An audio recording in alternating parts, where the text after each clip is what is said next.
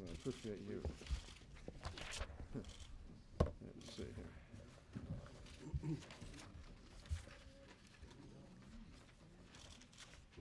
Got everybody in here? I don't have all 11, I don't think. Let me just announce a speaking order for today, and I'll lead off, and then Senator Cornyn from Texas, Senator Inhofe from Oklahoma, John Ensign from Nevada, Olympia Snowe from Maine, Johnny Isaacson from Georgia, Roy Blunt from Missouri, Kelly Ayotte from New Hampshire, Rob Portman from Ohio, and Mark Kirk from Illinois, and finally John Heaven from North Dakota. This won't be as long as the State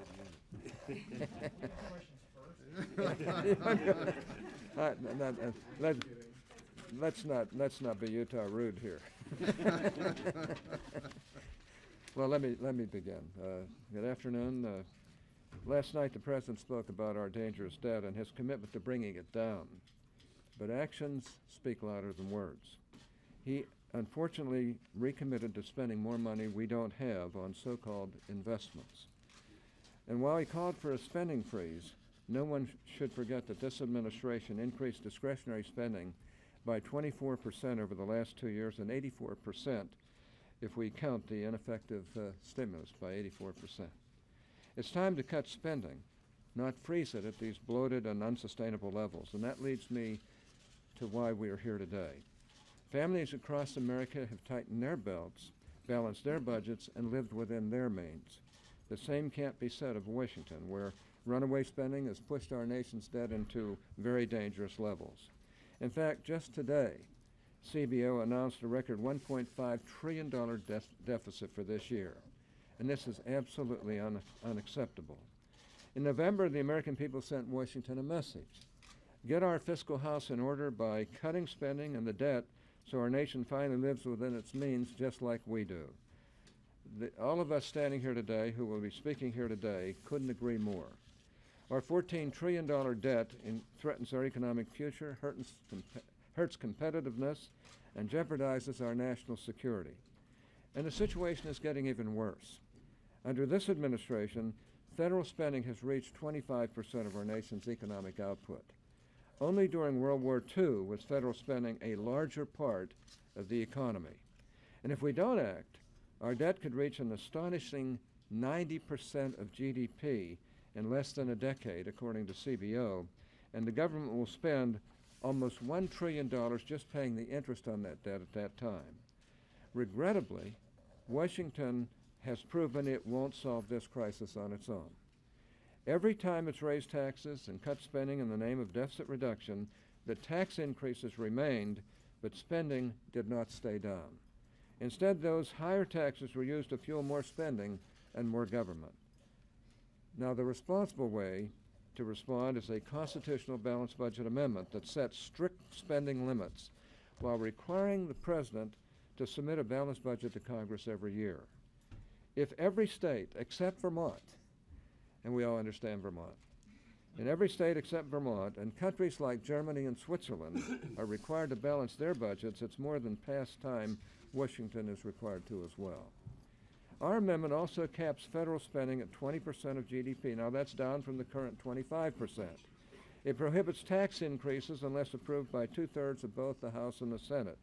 Setting these restrictions on tax increases is critical to stopping the spending that fuels an almost unending expansion in the federal government. This amendment isn't a new idea. In 1997, when I forced the last vote on a balanced budget amendment, 66 senators from both sides of the aisle supported it. Just imagine if we had enacted that amendment back in 1997, we would not have increased the debt 10 times over the last number of years since. Now, given our staggering debt, I'm confident that this amendment will garner significant support this time around. It's been endorsed by the American Conservative Union, Americans for Tax Reform, the National Taxpayers Union, and Ken Blackwell, who is here with us today, the chairman of Pass the Balanced Budget Amendment Coalition, so we are off to a strong start. Well, I'd like to now just turn to my good friend and colleague from Texas, Senator Cornyn. Senator Hatch, thanks again for your leadership on this very important issue. And as Senator Hatch pointed out, the the Senate came very close to passing a constitutional balanced budget amendment in 1997. I would just remind all of us that at the time, the deficit was $107 billion. And today we found out it's $1.5 trillion. The debt was $5.18 trillion. And as you know, it's now in the range of 14 trillion. So I would say, Orrin, that if you were able to get that many votes for a balanced budget amendment in 1997, the case is just much more compelling today than it was even then. Let me just say one or two things, because we have a number of senators who are going to speak, and I'm glad all of them are here to show their support. We hear from time to time people talk about a living constitution. And usually what they mean when they say that is they believe that the courts ought to be the only vehicle to interpret the meaning of the United States Constitution. But actually the Founding Fathers had a different vision under Article 5 of the Constitution and provided a means for the people, whose Constitution it is, to change it, given changed circumstances in our country. And of course that's been invoked only 27 times so far, but for very important issues. And I can't think of a more important constitutional amendment at this time in our nation's history, with the threat of debt and runaway spending so high, and the prospects for our children and grandchildren so dire, than to pass a constitutional amendment at this time. Of course, it'll take a 2/3 vote of both houses, and then go to the states for ratification. It'll take 3/4 of the states to ratify it. But I'm confident that now is the time for the American people to take control of their government again, this time by the Constitution, which is for their benefit, and which Article 5 of the Constitution empowers them to change, given changed circumstances. I'll turn it over to Senator Inhofe. Good. Thank you very much.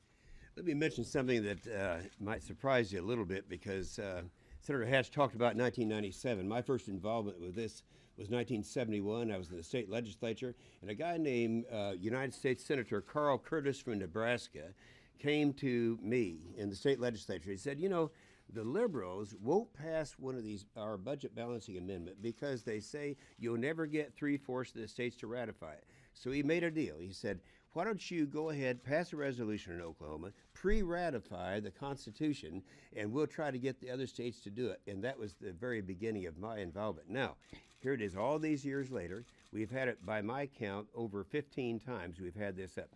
What is different today than before? What's different is this.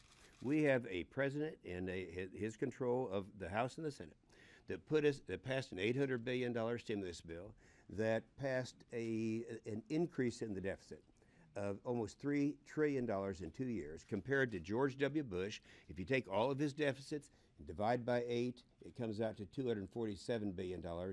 And lastly, we're in a situation where, for the first time in the history of this country, that with the debt going up larger, in a larger percentage, a larger number than in 200 years collectively, we're to the point where it finally, for the first time in our history, this is not sustainable. So I would say this is the year it has to happen. Senator Ensign. Make a couple of comments. First of all, Admiral Mullen, the chairman of the Joint Chiefs, said that the greatest threat to the United States is our national debt. Pretty strong statement coming from the chairman of the Joint Chiefs. What is different, and why do we need this now even more than we needed it during the 1990s? The difference is that by 2020, we will be paying over $1 trillion a year in interest on the national debt. That is unsustainable. The president talked about the American dream and pursuing the American dream. Well, how can we expect our kids to pursue the American dream if they're so far in debt that that dream is unattainable? It is critical that we pass the balanced budget amendment, because votes to cut spending are difficult. Both parties know that to get reelected, it's much easier to get reelected by giving money away than it is by taking tough political votes to cut spending. So we have to be forced to do the jobs that we should do on our own, which we haven't shown the political courage to do. States across the country right now are making those tough political decisions. We have a brand new governor in the state of Nevada. He just announced in his State of the State address very specifics, 5% cuts in all state employees' salaries, lined out exactly how he's going to balance the budget. These are tough, tough votes. Republican and Democrat governors across the country are making these kinds of tough decisions at the state level. Why? Because they're being forced to. We need to be forced to, and the only way to have that discipline is to have a constitutional balanced budget amendment passed by the House, the Senate, and by the states. If we're able to pass that, we actually can turn this country around. I truly believe we only have 4 or 5 years left before it actually becomes a crisis point where we can't turn around this economy. The debt is that big of a deal. We can't afford to get to $1 trillion a year in interest on the debt because we just can't afford it. It crowds out all the rest of the programs that we all, love to have. So let's make sure that we pass this balanced budget amendment, do what's right for the American people, so our children and our grandchildren really can pursue the American dream. I certainly want to congratulate Senator Hatch for his superlative leadership and providing for this keystone issue to require a constitutional amendment to balance the budget and doing what 49 states and every family and every business does in America, which is, of course, to balance their budgets. In fact, I can recall when I first arrived in the United States Senate in 1995, as has been mentioned, we considered a constitutional amendment to balance the budget. Thanks to Senator Hatch's leadership, once again, that fell one vote short of passage, regrettably. And here we are, 16 years later, essentially, with the national debt having nearly tripled. And we would not be here today if that measure had passed without question. And so the question is now what we're going to do to address this issue here in the United States Congress at a seminal time. Deficits do matter. I served on both the House and Senate budget committees for 10 combined years. When I first came to the Congress, I advocated for a constitutional amendment to balance the budget because they do matter. They do make a profound difference. As many would also indicate is the fact that time and again that I have certainly observed that in the absence of ironclad enforcement mechanism, Congress is unwilling or unable to impose self-fiscal discipline. The plain and simple truth is that Congress requires boundaries on which to ensure that we will have economic security. That's why I think it is critical to have this constitutional amendment because, as we have seen in the past, it's no coincidence. We had Graham-Rudman, when we had the 1990 spending limit, when we had the pay-go, when we had the Balanced Budget Act of 1997, that put us on a glide path to reducing federal deficits and, in fact, created budget surpluses and a balanced budget between 1998 and through the years 2001. But unfortunately, they were temporary and they were statutory. And Congress has a propensity for, undercutting a statutory obligation, as we've well seen.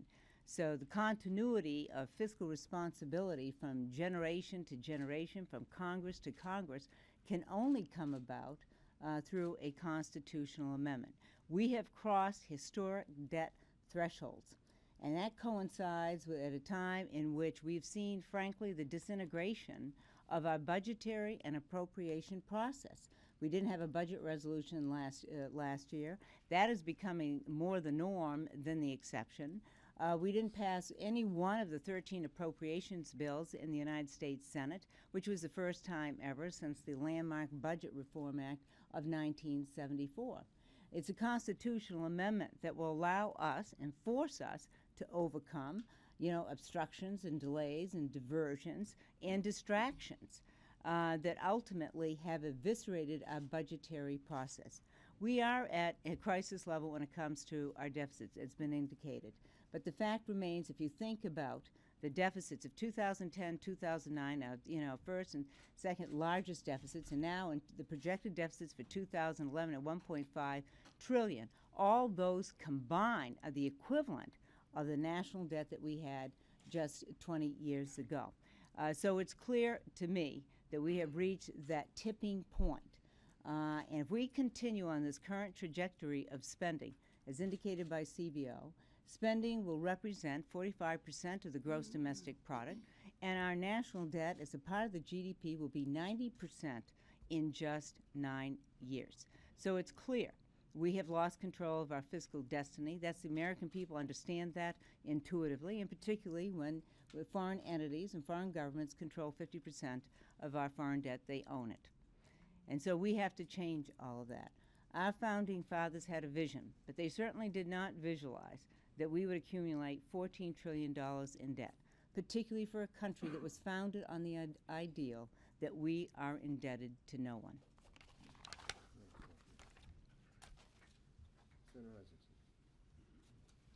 Well, first of all, I want to thank Senator Hatch for his leadership in bringing the balanced budget amendment, and I'm pleased to be here today to lend my support. And I lend my support based on my experience. I spent 17 years in the Georgia legislature. The Georgia Constitution prohibits the legislature from spending on its from borrowing its appropriated monies. We have to spend within our means. And for 12 of those 17 years, I was an appropriator. And the balanced budget requirement allowed me to just say no. It's great to have a discipline that imposes on you the discipline you need to just say no and back away. Our states today, those that require balanced budgets, are struggling, but they're struggling within their means, and they're not in the bad problem we're in today with massive debt and massive deficit. I have 9 grandchildren. The rest of my life is about seeing to it we leave them a country as free and as prosperous and as safe as the America my parents left us. The issue of our time is the debt and the deficit, and it is time to cure it. Thank you.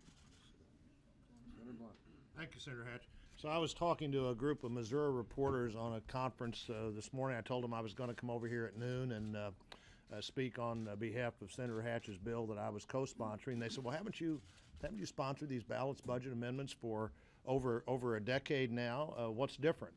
I said, what's different is Greece and Ireland and Portugal and Western Europe and people figuring out that our fate is pretty clear if we don't get our spending under control. The other thing this bill does is establish a position for the federal government financially in the entire economy. 20% of the gross domestic product, our ability to produce goods and services, would be the maximum amount that the federal government could spend. Now that's particularly important when you understand that in the 65 years since World War II, it's my belief we've never collected 20% of GDP in taxes. No matter how high the tax rate was, and part of that time the top rate was 80%, maybe even 90%, we never collected 20% of GDP in taxes.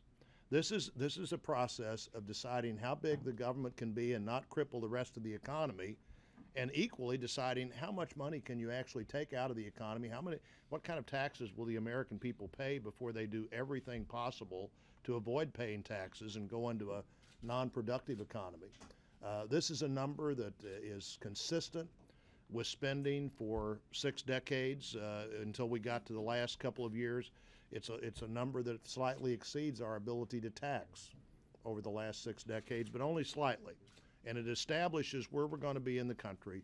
It's about spending no more money than you can collect and being able to collect as much money as you're committed to spend. And I think Senator Hatch's approach does that. It sends the right message. The American people are ready for that because they know what's happened in these other countries, and they know we're on exactly that same path if we don't change course right now, and I'm glad to be here. I want to thank Senator Hatch for sponsoring this bill. The national debt threatens not only our security, our sovereignty, but the economic prosperity of our country. And I'm here not only for all of us in this room, but for my children, because I want to make sure that my children and the children across this country have the same opportunities that we have all had in the greatest country in the world. But if we continue to spend money that we don't have and continue to accumulate debt, those economic opportunities and the opportunities that our children and grandchildren will have will be greatly diminished. And we need a balanced budget amendment because we've seen time and again that Washington will just keep spending and spending.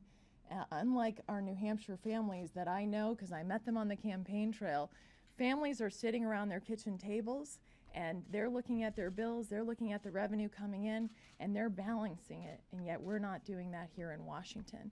And that's why it's so important that we pass a balanced budget amendment, that we get our fiscal house in order, because this is the greatest threat to our country, and we live in the greatest country in the world. So I very much hope that my colleagues in the Senate, we will now take this opportunity to pass a balanced budget amendment and to put this vote to the American people, because I firmly believe that the American people will say yes to a balanced budget amendment, because that's what we do at home. Thank you very much for having me today. Thank you, Senator Hatch. I appreciate your coming forward with the proposal again this year, and I think it's the right time and the right place. This has been something that has been talked about for a long time, but with a record deficit this year, just announced by the Congressional Budget Office, we need to get our fiscal house in order. If we don't do it, it will impact our economy today, and of course it mortgages the future for our kids and grandkids. I want to thank Ken Blackwell for being here, who's a constituent and a neighbor of mine back home. And Ken and so many other people around this country are focused on this issue because they all do it, and their families and their businesses. As a small business owner myself, you got to balance the budget. 49 states have it right. They understand that you can't continue to spend more than you take in. It's really a very simple concept, and it's one that's long overdue. Some people say, well, it'll be very difficult to accomplish this in the short term. It doesn't mean that we shouldn't get started right away.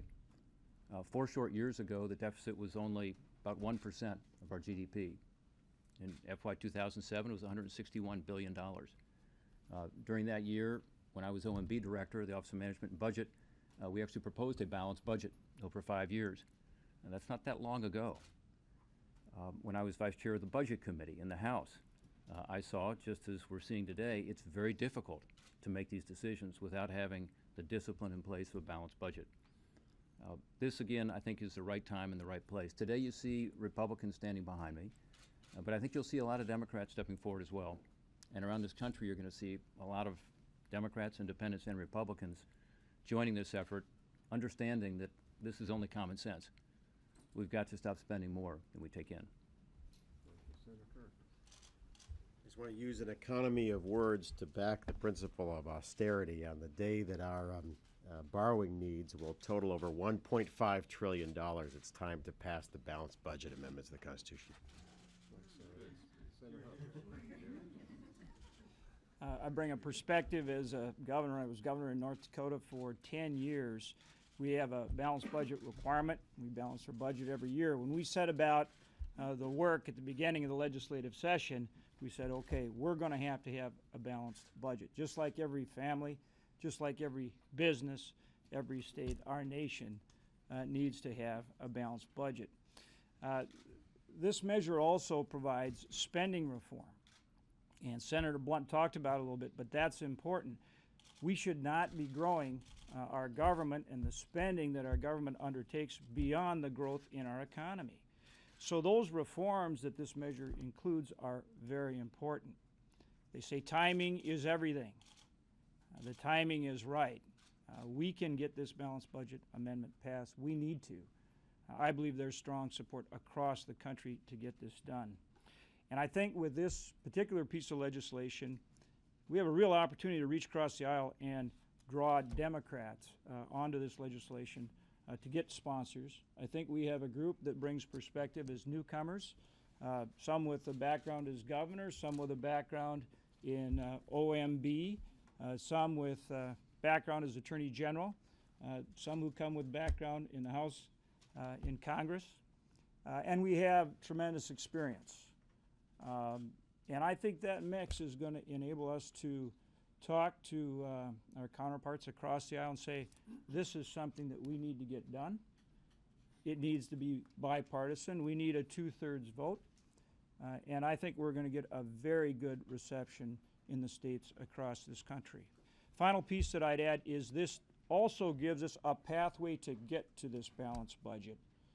And then we make sure that for future generations we don't get into the kind of debt problem that we have today. It's important for us, it's important for our national security today.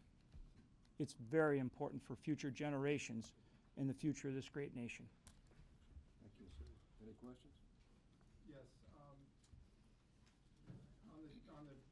If this doesn't go anywhere, as would seem likely, will all of you, since you're behind the idea of balancing the budget without raising taxes, will you draw up a plan to illustrate that, sort of like Senator Rand Paul is doing, or are you just going to talk about this and then, go back to your offices and not actually propose the payment? Well, we're actually going to work on this, and there's no question we're in real dire straits right now, and there's no way you're going to balance the budget overnight. But if you don't have this kind of fiscal discipline, you'll never get there. And that's why we need this. That's why states need it. As you can see, some of our states are in dire difficulty on both coasts and in the center with the state of Illinois, having real, honest-to-goodness difficulties. They have balanced budget requirements, and they're going to have to live within their means sooner or later. This just makes us have to do so as well. And it's not going to be overnight. Are you willing to endorse specifics to get us to a balanced budget? Sure. Now? Sure. We're willing to see what we can do. We're willing to work with our folks on the other side, work together to try and resolve these problems. It's going to take time, but we need the fiscal discipline that this will bring to get us there. And it's just that simple. And if we don't do it now, what are you going to do? Wait another 10 years and have another 10 times our national debt? I mean, that's what's going to happen. We've waited 13 years to have 10 times our national debt. Well, what are we going to do? Wait another 13? This is what gives the fiscal discipline we need. Or can I just add one thing? Go ahead. I think one thing we forgot, or I forgot to talk about, is the fact that this amendment would require the president himself to submit a balanced budget to Congress. That's a big deal. As I'm sure Senator Portman would agree, those who've worked in the previous administrations. We know on the week of February the 13th, we're told that the president will submit his budget, and that will be the first test to see really of his sincerity in order to get our fiscal house in order. But this constitutional amendment would not only exercise discipline on Congress, but it would also require that of the president himself, or herself as the case may be, when it comes to submitting an annual budget. Senator Cornyn, I'm proposing this today because is there anything you heard last night in the president's speech that gave you the sense that he's serious about tackling the debt, the deficit, and even the 5-year spending cap? He characterized that as a way to get control of this. That's not enough? Well, unfortunately, the president sent a very mixed message last night as far as I'm concerned. He spoke about the need to deal with our burgeoning deficit and debt, but then he started talking about the need to spend more money. He called it investment, which, as we all know, is code here in Washington, is spending more money. And we've been doing that at a enormously accelerating pace, with 42 cents on every dollar spent by the federal government now is borrowed money. So I wasn't reassured. I would be reassured if he acts on the position that his fiscal commission took and seriously engaged. I think we're all interested in working in a bipartisan way to deal with this problem, as we've said. Senator Cornyn, you list 19 Republicans responded. Did you seek Democratic support? We're started with a core group here, and we're certainly interested in building out. In 1997, when Senator Hatch led this effort, as he is here today, there were 11 Democrats who voted for that constitutional amendment. And so that joint resolution. And so, as I tried to say earlier, given the numbers then and the numbers now, I think the case is compelling, and I fully expect we will have a number of Democrats join us. Why not seek Democratic support prior to this press conference, given the call for bipartisanship? Well, I mean, we're not through yet. We're just getting started. So give us a chance. Give us a chance, and we'll be glad to do it. Senator Cornyn, the CBO blames the jump in the deficit this year to the extension of Bush's tax cuts that Congress voted on and approved last year. I just wonder, how do you square your support for a balanced budget amendment with support for these deficit-causing tax breaks? You can only believe that the extension of current tax rates for 2 more years creates a bigger deficit if you believe that all the money earned by the American people is the government's money, which the government is kind and charitable enough to let you keep a portion of. So I think it's based on a fallacy that extending current tax rates does anything to increase the deficit. What it does is it tells us how much money is going to be coming in the front door, and what we are saying is we need to control how much money goes out, and there needs to be balance there. Thanks, everyone. Thank you. Thanks, Orrin. Thanks, Kelly. You also,